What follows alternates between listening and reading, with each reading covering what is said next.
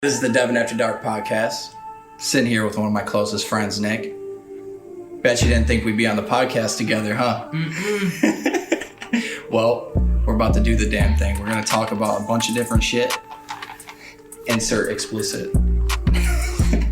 Bunch of random stuff. And we're just gonna talk about everything that's going on, everything that's happened before, and everything that's gonna happen in the future, everything in between. Thank you for tuning in. Without further ado, I'm gonna introduce my guest. Thank you for having me on, brother. I appreciate it. I never done a podcast, so this is a little bit different. I've always wanted to. I've always kind of liked the fact that you did it, and like a part of me, I was always like, he's gonna ask me at some point. I don't know. We'll see. And then, sure as shit, you dove in my text message like, "Hey, brother, like, I think it'd be cool." And I was like, "Yes, yes, that would come on, 100%." Want to know what's funny about that too? Because like literally, like at the beginning of the year in January, like when we first like started to get like together and like start seeing each other more often, I was like, "Dude, me and Nick need to get a podcast." But I was like, inside, I was like, I don't know if he wants to do that with me yet. Like, I don't know if he's ready. I was like, does he want to get on a podcast with me? I'm like, all right, well, we're gonna let time tell. We're gonna let time tell. We're gonna keep it going. Yeah. And then literally a couple days ago, I sent him a text. I was like, dude, matter of fact, this is something I've been thinking about for a while. I really want you on the podcast. Oh yeah, because I texted you because you got your little your business going on, and like I saw what you were doing. And from a financial planning standpoint, like getting in front of people, talking to people is super valuable. So I saw that and I was like, well, this guy likes all my posts, whether you read them or not. I don't care, but you like them. So I really appreciate that. And when I saw that, I was like, well, I gotta do what he does for me, and I'll make sure that I push his stuff. So after that, like watching you start posting a little bit, I was like, okay, this is an opportunity for him. I'm going to make sure that I network with him, get his name out there with the people that I know, just because, I mean, as you know, when we sat down for our first conversation, you were kind enough to introduce me to a lot of people. So until you're in sales, you really don't understand the value of getting referrals. So those who know, but those who know, I appreciate that, bro. Like literally like throughout this whole like time, we've been connecting with each other, and then like having other people connect with us through each other too. So we've had a lot of good conversations. Even like when we'll go out, or when we were sitting at our buddy's house in the hot tub, just shooting the shit. Like we could have popped open or hooked up some sort of audio and recorded that, and like, wow, that was a really good conversation. So it's kind of a no-brainer for us to at least have a conversation at some point. But I mean, a day in the life of Nick Patterson is explaining to people the value of financial planning. So us shooting the shit for a little bit is pretty easy to do. Yes. And like, that's funny you brought up the that hot tub conversation we had, dude, because that literally is like one of the things I hold on like in our relationship now. Because like that was like a pivotal point for us. Yeah. Like in terms of like everything that like we've been through together, and like I was just so happy to be having that conversation with you at that time, because I was like, I always thought like, oh, like we were never really got along at some points. Yeah. And then once we had that conversation and we got together, and we talked, like I was like, dude, like this, like Nick needs to be in my life. Like we need to we need to talk about shit. Yeah, on the like surface, you really never know what like people are about, obviously, and then you hear from somebody else, oh, this is what he's doing. Oh, okay, I'll paint this picture, and this is what he is. I know. In that hot tub, we talked about probably the three things you're not supposed to talk to: finances, religion, and politics. And not one time were we like, you know what? I'm out of here. Like, I can't even handle your opinion. So I think with people who value your opinion and who understand that, like, our conversation is just a conversation. It's not like it means something, but we don't come from a situation where like this is my definite answer, and if you disagree with me, I don't want to have a conversation with you. So exactly. That's what I got out of that little hot tub time machine conversation. Yes, it was like a hot tub time machine. Right? Well, it's like because we found that mutual understanding, and we both were open-minded enough to kind of hear each other out talking about those 3 things that most people don't want to talk about. Yeah. You know? So once we started doing that, it was like, all right, well, what the hell do we have to worry about when we start talking about other stuff? Yeah, everything else is just out the window in terms of awkwardness. Yeah. And part of it is because my goal in my career is to talk about those finances, which is something that people hold really dearly to themselves. Yeah. So for me, having those conversations is very normal, where some people start to get kind of squeamish or like, oh, you're asking me about, this can get kind of awkward. Yeah. But I don't find it awkward, and I'd like to think I do a pretty good job of getting people to converse about how they feel, because I don't know every answer, and I kind of want to know your point of view, why you think a specific way. So I know me and you see eye to eye on a lot of things, but I'm sure there are some differences. But whatever they are, it's not going to affect my relationship with you. Exactly. Like, if you like Chipotle and I like Qdoba, I don't trust you. But, wait, hold on. You like Chipotle better, right? No, Chipotle is shit's for the birds. It's bird food. Right. Dang, so there we go. We just found our first disagreement. Yeah, right. But the best thing about it is we understand why the other person likes that other thing or feels that certain way. For sure. And no hard feelings either. No, never, okay. dude. Just don't ever ask me to go to Chipotle. I will never go. It's trash. I might make the sacrifice and go to Qdoba with you if we end up doing that. You will once you have the queso. You'll understand the value in the queso.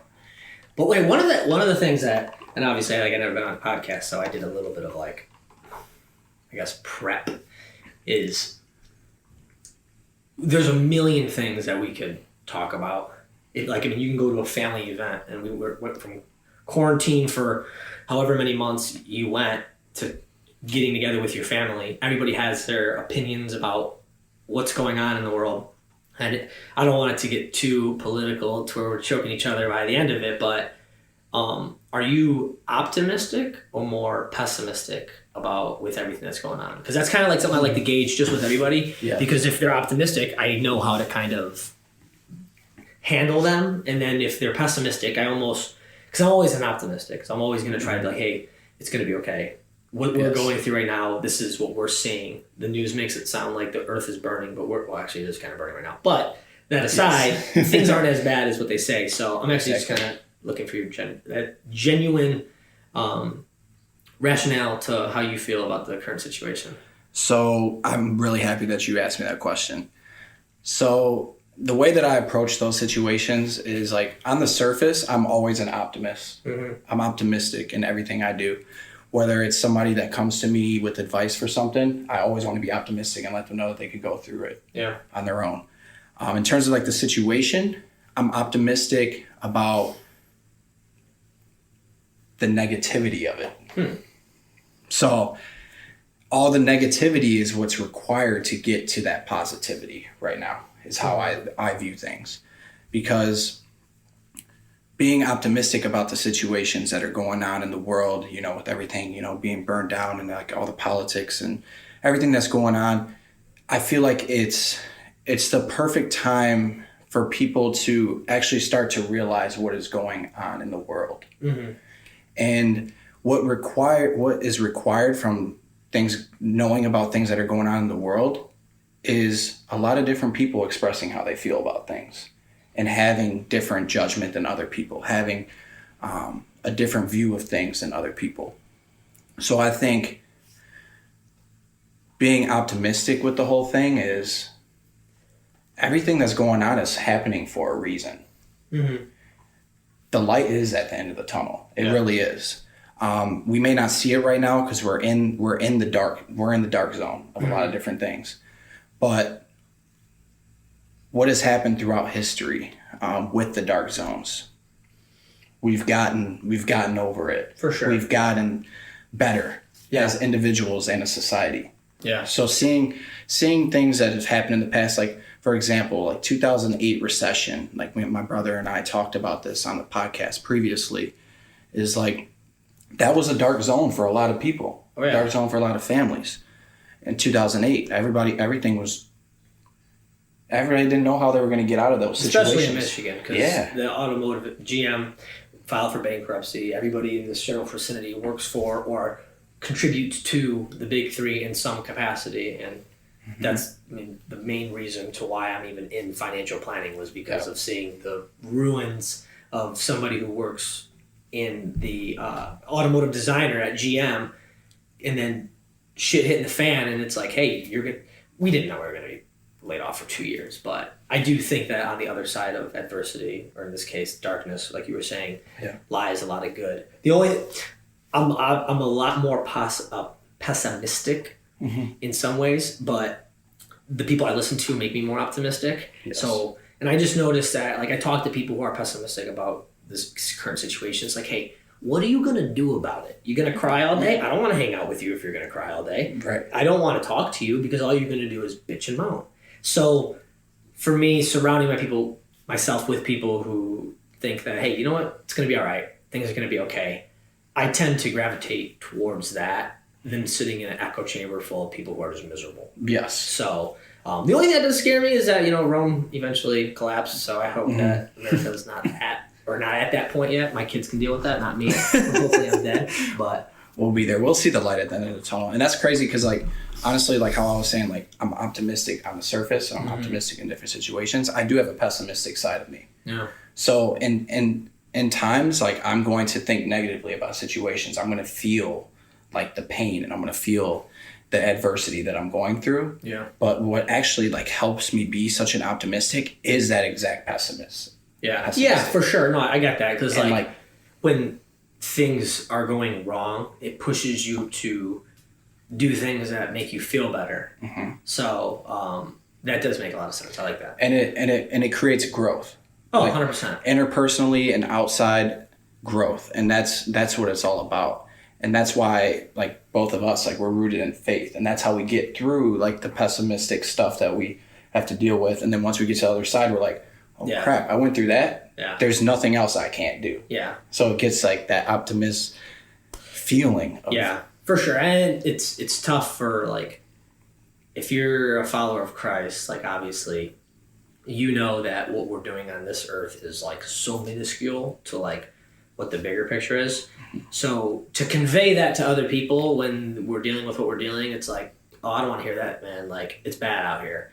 Like, I get that, but, like, before you're a Democrat, before you're a Republican, or before you're a supporter of whatever group you are a child of God. And if that is a common denominator for you, your loved ones, you're going to be okay. So just what you do after that, whether you want to be happy or miserable, that's up to you. If you're a follower of God, obviously that's number one. Check that box. We're in good shape. But making sure that your mental state is good, and obviously, I mean, in order to have a good mental state, you gotta stay active too. Your body's attached to your head, so you got to make sure that's up to par too. But I always live by the spiritual, mental, physical. So if you can master those three, especially the spiritual, because, like, I will have a month where, like, let's just say I pull something, so I can't work out. And then I had a bad month, and the people who I thought I created value for didn't think that it was much value, don't follow through with my plan. And now I'm looking, okay, I'm not going to make that much money this month. I can't even work out. Like, if you don't have a common denominator of saying, like, hey, you know what, like, but I always have my faith, it's going to be tough to get out of ruts. And a lot of people who don't have that, they find themselves, like, looking through books to try to find why they feel a specific way, and just for answers. So I urge anybody, and I'm sure some people are going to roll their eyes, like, yeah, get that Bible talk out of here. But, I mean, there's a lot of value to it, and you got to be a specific person in a specific position to feel the full effects of it. Yes. And it happens at different times. So, I mean, I'll have my buddies come to church who don't really want anything to do with it. And it's not about going to church that one time. It's about making it a habit. Because, like, if you want to get fit, you have to go to the gym consistently. And eventually you're like, oh, this is what it's about. I'm shedding weight. I don't feel any better after my first one. If anything, you probably puked and you felt like crap. But if you go to church, like, this is weird. They're singing. They keep talking about this guy who's supposedly looking down on me. Like, that's weird. But if you keep going, there's going to be a message that resonates with you. And you're going to go drive home and you're going to be like, holy shit, this is what they were talking about. And I'm not going to say it's going to take a month. it could take a year. I mean, for me, like was born in a Christian family. So it was just one of those things where it's like, God did it. Like everything's God did it. Yes. But once you get older, you start being a little bit more of a, for lack of better terms, a shithead. Like it took me to like, I want to say like 19 or 20 was when like I came back around and I was like, I'm going to take this thing seriously. And I remember it was very vividly. I went out, partied up at State, came back Saturday, and I went to church on Sunday. And I did not feel good. I was hungover, did some stuff that didn't make me feel good about myself. And I was sitting there in church because I always just made it to church because that was just what I did. And the message was speaking to me, and it was talking about like what it means to be a man. And what it was to be a man in the eyes of God was to push back against like the things that are instant pleasure. Right. So like things that are awesome now, like going out and partying, doing a bunch of things.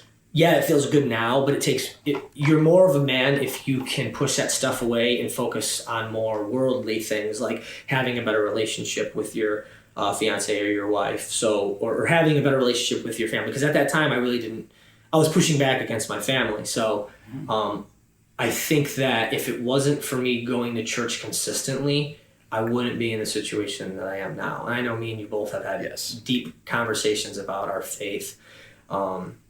And I know some people who are probably fast forwarding through the faith part of this. It's like, hey, do what you want with my information. I could just promise you that anybody who I've honestly dragged to church found some sort of value in it. So I'm sure you can attest to that. Of course. And like we actually grew up like in that same environment. We actually went to the same exact church together. Yeah. Dude. So we've been able to, connect with the spirit of ourselves. Oh yeah. And like how you're saying, like with the spirit, mental and physical, they all mold together. For sure. So like with like both of us in our physical fitness, like we're doing that because it helps our spirit and it helps our mental. For sure. Right? Yeah. And one of the things that I started doing, like when I really was starting to focus more on physical than my spiritual and mental, was I took a step back from my physical and I started training my mental, and I also started practicing my spiritual. Yeah. And then the rest of them, they all mold together and they show. Yeah. Yeah. There's like certain steps, like, it's one thing to go, like, first thing first, if you want to get fit, you have to go tell yourself you're going to go to the gym once or twice a week just to get it going. And that's the same whether you want to get better mental, whether that's go to college, read a book, do a program, do something to get yourself better. It's the same thing spiritual. You need to, you can go to church and you'll learn a lot, but if you don't, like, you sin and there are things that you do that you shouldn't be doing, I would just start with something like swearing. And this is something that I continuously deal with. Yes. I swear way more than I want to, and I want to get better at it. But what I'm saying is find something that is a sin that is easy to chip away at, because it's almost like a drug. Like there's going to be a portion where like, man, I really want to do, like maybe it's you don't want to disobey or cuss out your parents or whatever it is. Find something. Yes. Make an effort to do better, because the first couple weeks you're going to find it hard. You're going to be holding your tongue. You're going to not want to go out with your friends because what they're doing is wrong. On the other side of that, you're going to feel a lot better about yourself. Like, I challenged myself. This is a sin. I feel a lot better about that. And God's going to open up doors to you because you did that. And I'm a big believer that anytime something bad happens to you, that doesn't necessarily mean that, God did this to me. Well, maybe God did this to you for you to do something else. Yes. God does that to teach you so you can learn. 100%. And if you're not open to the idea of, hey, something bad happened to me, this might be something that I need to open my eyes to, you're going to always be at a disadvantage. You're always going to be upset. And I feel like for those who don't have a strong spiritual background, when they're in that situation, something bad happened to me, what do you turn to? Your mental's jacked up. Yep. You're probably not going and working out your physical state. So then what? You're sitting there leaning on your own, understandings. You're talking to people who have different opinions. Mm-hmm. So having like, for me and my fiance Steph, that's your shout out. You get it. Okay. So ours, I always told her, I said, hey, our common denominator needs to be the Bible, because you're going to be able to call me out on things that I'm saying, and I'll be able to call you out on things you're saying.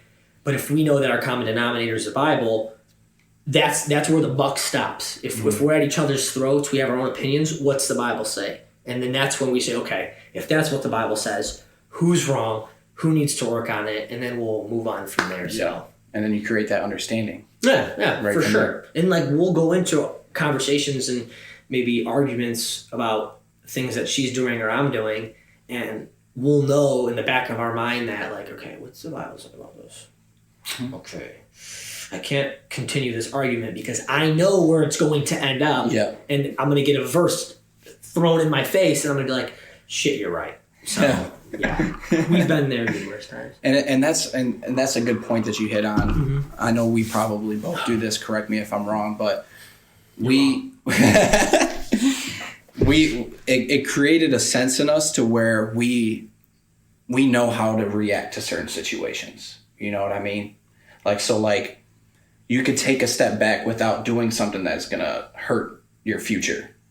Yeah, I would say, like, when you hear or see relationships that you've been around where, like, they lash out at each other, it usually turns, like, one thing that I tried to talk to several of us, say, hey, what good do we get from swearing at each other? Yeah. Like, if we're talking about, like, there's a problem, let's talk about the problem, but you or me dropping F-bombs is only going to muddy the waters. And now anytime one of us, the first person that swears, the other person just shuts up. Yeah. Because at that point, it's like, we're not talking about fixing something. We're just yelling at each other. And that's not going to go anywhere. It's just bouncing off each other. It's been beneficial. Mm-hmm. I'm not going to sit here and say we're perfect, but we're perfect. Hey, that's what it's all about. That's what you got to believe in your heart. Amen, you know? Amen, brother. Amen, brother.